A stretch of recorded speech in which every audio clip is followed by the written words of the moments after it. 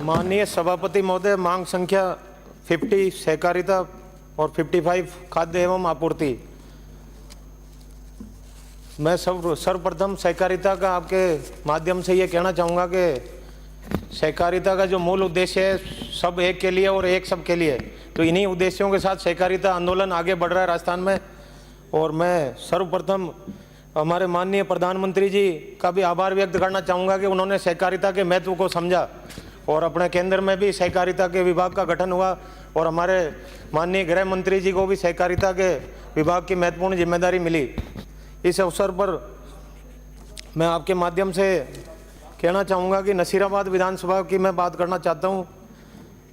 जो हमारे समितियाँ हैं गोदाम विहीन, इनमें प्रमुख समितियाँ हैं 8-10 समितियाँ, इनमें भवन का निर्माण जल्दी से जल्दी हो, जिससे इन सभी समितियों पर खाद बीज भंडारण की कोई व्यवस्था हो, जिससे किसानों को परेशानी का सामना नहीं करना पड़े।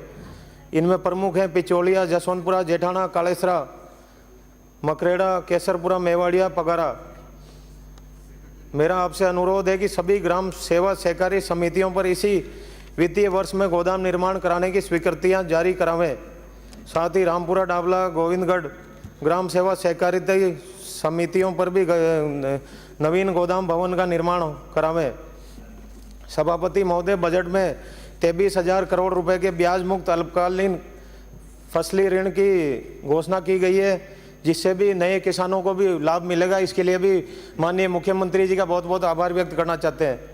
और मैं ये कहना चाहूँगा कि अल्पकालीन फसली ऋण का दायरा 25,000 से बढ़ाकर आने वाले समय में 50,000 रुपये करावें, जिससे किसानों को खाद बीज के समय और भी लाभ मिले। भूमि सुधार के लिए सहकारी बैंकों द्वारा दिए जाने वाले दीर्घकालीन कृषि ऋणों का दायरा बढ़ाते हुए 50 करोड़ के स्थान पर 100 करोड़ रुपए किया गया। इससे भी किसानों को फायदा होगा। साथ ही 500 नए FPO बनाए जाने की घोषणा की गई है, इसका भी मैं स्वागत करता हूँ। 150 ग्राम सेवा सहकारी समितियों में 100 से 500 मीट्रिक टन क्षमता के गोदामों का निर्माण भी आने वाले समय में कराया जाएगा। इसके लिए भी बहुत बहुत धन्यवाद। सहकारिता विभाग के द्वारा प्रत्येक विधानसभा क्षेत्र में कस्टमर हायरिंग सेंटर के माध्यम से ग्राम सेवा सहकारी समितियों पर ट्रैक्टर समेत कृषि यंत्र खरीदे जा सकेंगे, जिससे किसानों को कृषि उपकरणों की सहायता निःशुल्क मिलेगी। मैं माननीय सभापति आपके माध्यम से नसीराबाद विधानसभा में जो अपने पीसांगण में समिति है उसके बारे में भी आपके समक्ष बात रखना चाहूँगा। समिति में जो पूर्व में भी दैनिक नवज्योति के माध्यम से भी ये खबर पूरी उठी है और इसमें समिति के बचत बैंक जमा संबंधी गबन में सदस्यों द्वारा FDR पेटे 9 करोड़ रुपए का गबन हुआ है और saving bank account 4 crore, RD पेटे जो गरीब व्यक्ति 100 50 रुपए रोजाना जमा कराते आए हैं, इसमें कुल राशि 13 करोड़ रुपए की ये गबन बताया गया है। इसमें सोसाइटी की ऑडिट रिपोर्ट है। ऑडिट रिपोर्ट 2022-23 के मुताबिक भी स्टॉक राशि 2 करोड़ 39 लाख रुपए दर्शाया गया है और इसमें FIR भी दर्ज हुई है और FIR में जो नामजद जो है उनके माध्यम से ये जांच हो रही है। तो इसके मैं ये कहना चाहूँगा कि इसकी प्रॉपर जांच की जाए। माननीय कलेक्टर महोदय ने भी 2 बार पत्र लिखे हैं, इसमें भी उन्होंने 2 बार पत्र लिखते हुए इस मामले की गंभीरता को रखने के लिए कहा गया है। इसमें उन्होंने 2 बार पत्र लिखे हैं, एक 20/6 को और एक लिखा है 22/7 को। तो इन्होंने भी पूरी गंभीरता के साथ राज्य स्तरीय जांच हो इसमें, और जो उच्च अधिकारी हैं, चाहे सेंट्रल कोऑपरेटिव बैंक के कोई बड़े अधिकारी हों चाहे और भी कोई हो। एक ये दैनिक भास्कर में भी मामला उठा है, इसमें भी ये अजमेर सेंट्रल कोऑपरेटिव बैंक की पीसांगण शाखा की जांच रिपोर्ट में 19.60 करोड़ के गबन सामने आई है। तो ये सब जमा उसमें दर्शाई गई है और जमा होने के बाद भी जमा नहीं है, तो इसमें जो भी दोषी हो उन पर कार्रवाई हो। और मैं आपके माध्यम से ये पूरी फाइल पीड़ित उपभोक्ताओं की है, जो कहीं मजदूरी कर रहे हैं, कोई कहीं गुजरात से ला के पैसे जमा करा रहे हैं, कोई वहाँ पे लोकल मजदूरी कर रहे हैं, उनकी पूरी ये फाइल है, उनके नाम सहित इसमें दर्ज है। मैं ये आपके माध्यम से यहाँ पर रखना चाहूँगा माननीय मंत्री जी के सामने।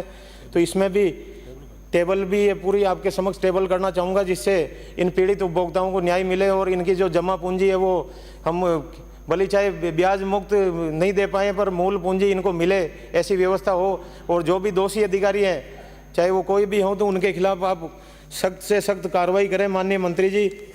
और मैं आपके माध्यम से जो केसीसी कार्ड जिसमें अपनी लिमिट है 3 लाख रुपए तक हम उसमें सब्सिडी देते हैं, तो राज्य सरकार आने वाले समय में इसको और बढ़ाए, क्योंकि बैंकों के माध्यम से कई किसान कई बार ज़रूरत के मुताबिक इसको और बढ़ाते हैं, तो इसमें भी ऋण का सब्सिडी वाला दायरा बढ़े। जो 4% गवर्नमेंट की तरफ से मिलती है वो आने वाले समय में और भी अधिक मिले, ये व्यवस्था हो।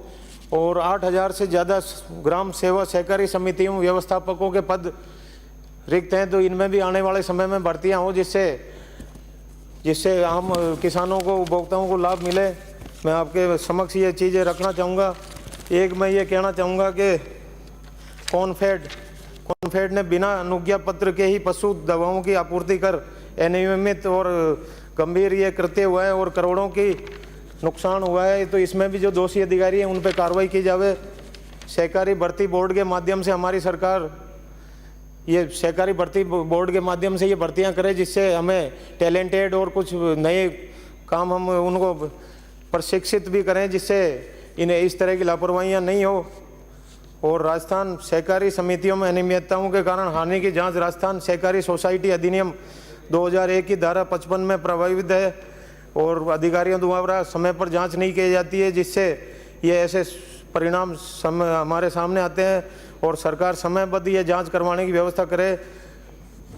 निर्वाचन, मैं आपके माध्यम से ये कहना चाहूँगा, सहकारी संस्थाओं का नियंत्रण लोकतांत्रिक प्रक्रिया अनुसार होता है, लेकिन विगत वर्षों से सहकारी संस्थाओं का निर्वाचन नहीं होने के फलस्वरूप सहकारी क्षेत्र का नेतृत्व अभाव परिलक्षित हो रहा है। राज्य सरकार सहकारी संस्थाओं में पदाधिकारियों का निर्धारित समय पर कराने की व्यवस्था करे। एक मैं आपके माध्यम से ये कहना चाहूँगा, समर्थन मूल्य पर जो खरीद होती है उसमें राजफेड द्वारा क्रय विक्रय सहकारी समितियों में ग्राम सेवक सहकारी समितियों के माध्यम से की जाती है। खरीद व्यवस्था में ठेकेदारों का हस्तक्षेप बढ़ने के कारण वेयर हाउस में माल जमा होने में विलंब व कम जमा होने के कारण विवाद बढ़ते हैं, तो इसके लिए भी किसानों को फायदा हो ऐसा काम हो। और राजफेड द्वारा बारदाने की व्यवस्था उचित समय पर नहीं किए जाने पर खरीद बाधित होती है, वे किसानों को अपनी फसल को बेचने के लिए बाजार में मजबूर होना पड़ता है, तो ये भी व्यवस्था हमें समय पर करनी चाहिए। ऐसी स्थिति में सरकार कारगर कदम उठाकर किसानों को लाभकारी मूल्य दिलाने के लिए उचित प्रयास, सार्थक प्रयास करे। और यह कि उपभोक्ता व्यवसाय वाला मामला भी मैं आपके समक्ष रखना चाहूँगा। उपभोक्ता व्यवसाय में जिले में कार्यरत भंडारों व राज्य स्तर पर कार्यरत कॉनफेड के माध्यम से किया जा रहा है। और गत सरकार के कार्यकाल में मिड डे मील पोषाहार वितरण में भी अनियमितताएं पाई गई है। इसी प्रकार ICDS के प्रोक्योरमेंट में RTPP एक्ट का उल्लंघन करते हुए फर्म विशेष को लाभ पहुंचाने के लिए सारी प्रक्रिया की गई है। टेंडर प्रक्रिया के क्रम में जो शिकायतें प्राप्त हुई है उन पर भी कार्रवाई हो। मैं खाद्य एवं नागरिक आपूर्ति विभाग में भी मंत्री जी से आग्रह करना चाहूँगा, जो हमारे राशन डीलर हैं उनकी जो बकाया है उनको समय पर भुगतान हो और जो भी उनकी मांगे हैं उनके अनुसार आने वाले समय पर कार्रवाई हो और आम उपभोक्ताओं को लाभ मिले। बहुत बहुत धन्यवाद। जय हिंद।